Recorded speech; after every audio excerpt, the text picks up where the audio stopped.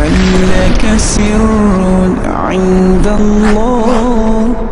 Datang utusan dari neraka. Lalu berkatalah ini, man anta? Orang yang meninggal berkata, siapa kamu? Dia jawab, sayalah solat yang kau anggap enteng selama ini. Kau tidak pernah urus selama ini. Saya diperintah Allah untuk menyiksa kamu, melilit kamu sampai datangnya hari kiamat. Siapa gerangan? Ular. Ekornya cuma satu, kepalanya tidak bisa dihitung.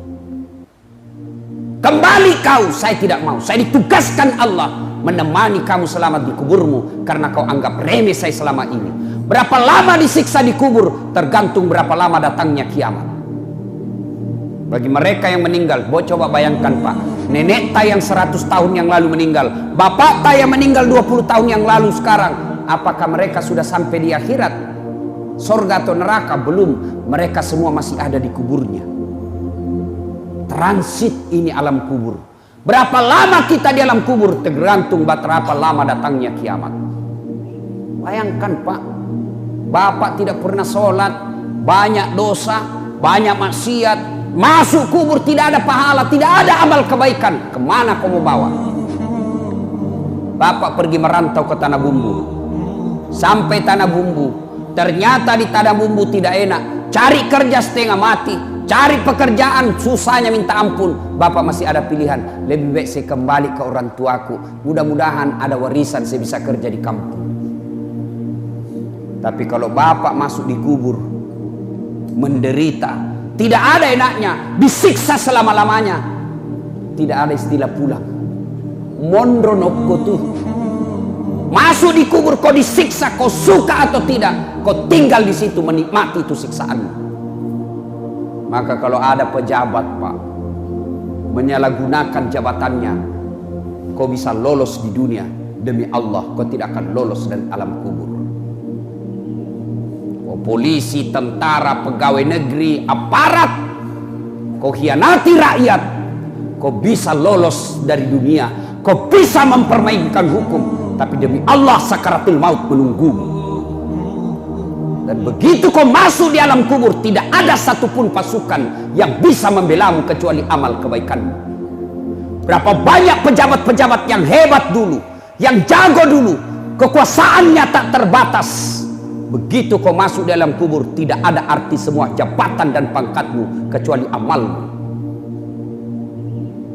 Jadi kita rakyat Pak, yang dipertontonkan kebatilan, yang dipertontonkan ketidakadilan, yang dipertontonkan kesemena-menaan, yang dipertontonkan sembarang dia bikin. Dalam hatiku pigau moi melek, bikin kau apa yang kau mau.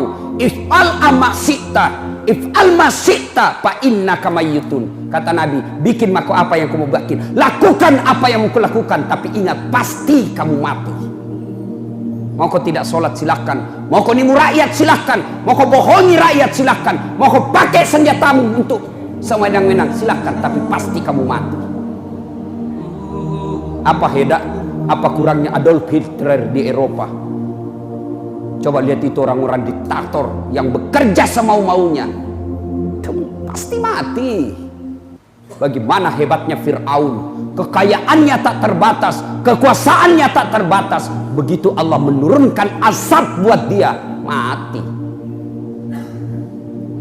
Kalau bapak merantau ke Makassar, merantau ke Jawa, merantau ke Malaysia, sampai di sana tidak enak, susah hidup, bapak masih bisa pulang kampung. Tapi kalau bapak sudah masuk di kubur, tidak bisa kau kembali. Tidak ada yang bisa menemanimu.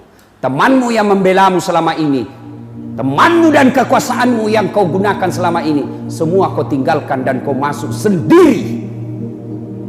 Bapak pernah bayangkan mati lampu? Pernah bayangkan mati lampu? Pernah? Ya. Pernah rasakan mati lampu? Pernah? Bukan pernah, sering. Bagaimana seandainya mati lampu di rumah, tiba-tiba ada ular masuk. Mati lampu, gelap, tiba-tiba ada ular sanca masuk, ular beracun. Bagaimana bapak panik toh? Langsung lompat naik di meja. Padahal itu kalau ular masuk di rumah kita masih lebar. Masih bisa kita teriak, tolong, tolong, ada ular. Masih bisa bapak ambil batu lempar itu ular. Masih bisa kita buka pintu, lompat ke pintu. Tapi begitu masuk bapak dikubur, diikat kain kafan, ditindis tanah, mati lampunya bukan sehari tapi mati lampunya selama-lamanya. Yang bisa menolong engkau di kuburmu bukan kekuasaanmu, bukan jabatanmu, bukan senjatamu, bukan uangmu, tapi yang bisa menolongmu adalah amal-amal kebaikanmu. Maka selama masih hidup, hati-hati, berbuat baik. 3 yang menemanimu, hartamu, keluargamu, amal kebaikanmu, hanya amal yang setia menemanimu. Sudah kembali orang, ini muka tak. Ibu-ibu mukanya yang selalu dikasih sabun, selalu dilicin-licin, selalu dikasih enak-enak. Begitu ibu mati, nih lubang hidungmu, cacing masuk. Perut yang selalu kita carikan uang, kita menghalalkan segala cara supaya perut bisa diisi. Demi Allah, begitu masuk di kubur, membengkak perutmu, bengkak perutmu, meledak, semua cacing masuk ke dalam perutmu. Dan pada saat itu tidak ada pertolongan kecuali amal-amal kebaikan. Asa ngoge pasang kamu ike domu, pigau ya pakai melumu pigau, bikin maku apa yang kau mau bikin, tapi ingat pasti kau masuk di kubur. Dan begitu semua kembali orang pak, paling na ingat ki orang 1-2 hari, selama 2 minggu masih na ingat ki, baiknya kodong itu dasar, masih makirim-kirim, apa aja nak kirim teman tak di WhatsApp, inna lillahi wa inna ilaihi rajiun, kasih simbol-simbol sedih keluar air mata, itu saja. Sudah itu nah habis nomor HP tak, takut bunyi HP tak meninggal orangnya. So, mulai nih pak, nama tak sudah bukan lagi dasat, tapi mulai lagi dipanggilnya apa? Almarhum. Harta tak mulai nak ambil orang, istri tak kawin lagi. Pada saat itu tidak ada lagi. Dunia sudah selesai urusan, tinggal kau tanggung jawab atas urusanmu di dunia. Maka datanglah malaikat.